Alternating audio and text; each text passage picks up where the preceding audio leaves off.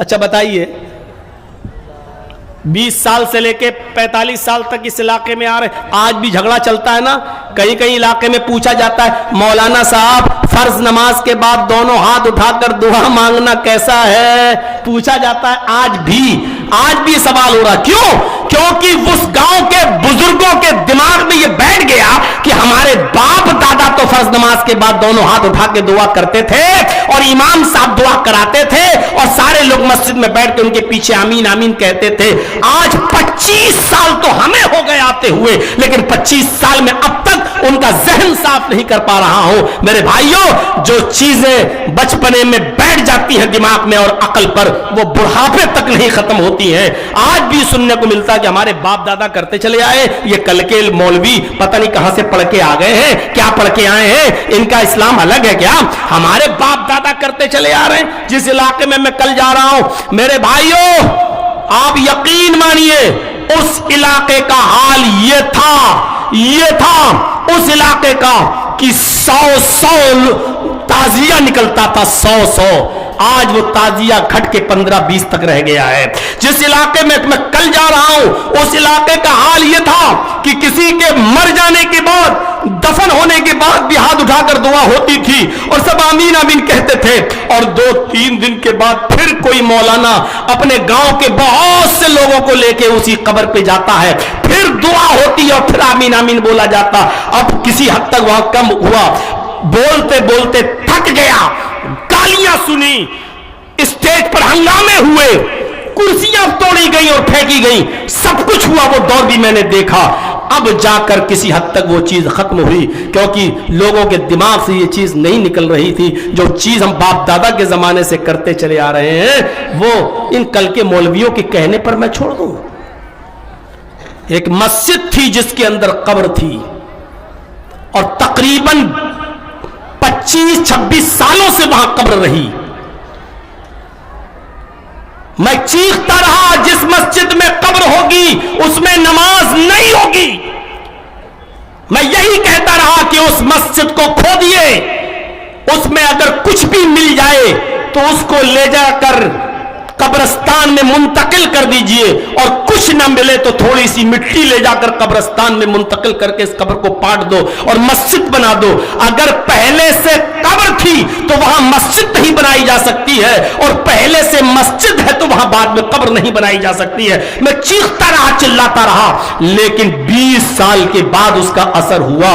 پھر تیاری ہوئی اور پھر ایک ہنگامے کے بیچ لوگوں نے کہا جب غلط ہے تو غلط ہے. اس قبر کو کھودا گیا اور وہاں سے مٹی کو لے جا کر قبرستان میں منتقل کر کے اس قبر کو پاٹا گیا, اور اب وہاں سے اس قبر کو ختم کیا گیا. میرے بھائیوں غور کیجیے آپ, میں بتانا یہ چاہتا ہوں کہ کوئی چیز اگر معاشرے میں جنم لے لے تو اس کو ختم کرنے میں بہت ٹائم لگتا ہے, بہت ٹائم. آپ بچیے. کتنی ایسی چیزیں ہمارے منہ سے نکل جاتی ہیں, ارے اگر وہ ڈاکٹر نہ ہوتا تو میرا بیٹا نہیں بچتا, اس ڈاکٹر نے میرے بیٹے کو بچا لیا. ارے ڈاکٹر کی اوقات ہے کہ آپ کے بیٹے کو بچا لے گا. کوشش کریے کہ آپ کے منہ سے یہ جملہ نکلے کہ ارے اس ڈاکٹر کی دوا میں اللہ نے بڑی شفا رکھی ہے, اس ڈاکٹر کی دوا سے اللہ نے شفا دی اور ہمارا بیٹا ٹھیک ہو گیا. کوشش کرو کہ یہ جملے نکلیں آپ کے منہ سے, کیونکہ شرک چیونٹی کی چال سے زیادہ باریک ہوتا ہے. ہم شرک کر جاتے ہیں لیکن ہم کو پتہ بھی نہیں ہوتا کہ ہم شرک کر گئے, ہمیں پتہ بھی نہیں چلتا کہ ہم شرک کر گئے.